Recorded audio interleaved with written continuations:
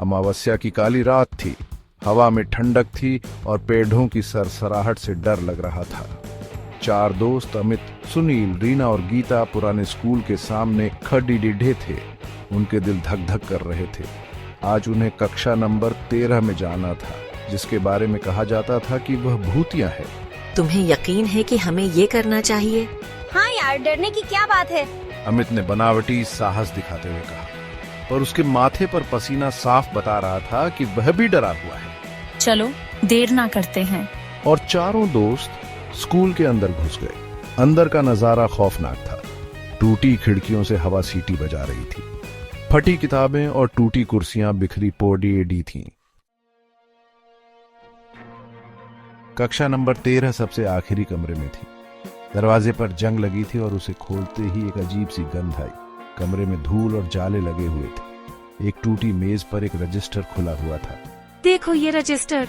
अचानक हवा तेज हो गई और खिड़कियां खुल गईं। रजिस्टर के पन्ने तेजी से पलटने लगे और फिर अचानक एक पन्ने पर रुक गए। उस पन्ने पर लाल रंग से लिखा था, मुझे न्याय चाहिए। ये क्या हो रहा है? रीना डर के मारे चीख पड़ी। उसी समय कमरे का तापमान गिर गया और बच्चों को लगा जैसे कोई उनके पीछे खड़ी है। धीरे धीरे कमरे में एक धुंधली सी आकृति उभरने लगी। बच्चों की सांसें थम गई। डर के मारे उनके मुंह से आवाज नहीं निकल रही थी। डरो मत, मैं तुम्हें कोई नुकसान नहीं पहुंचाऊंगा। ये उस शिक्षक की आत्मा थी जिनकी हत्या कर दी गई थी।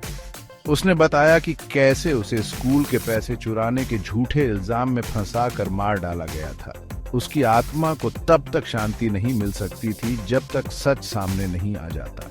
बच्चों को शिक्षक पर दया आ गई।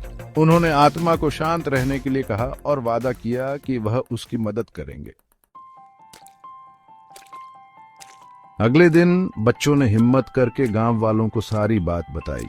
पहले तो किसी ने यकीन नहीं किया, पर बच्चों के जिद करने पर पुलिस को बुलाया गया।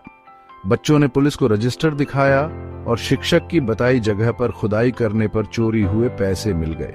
गांव के मुखिया पर शक हुआ और उसने अपना गुनाह कबूल कर लिया।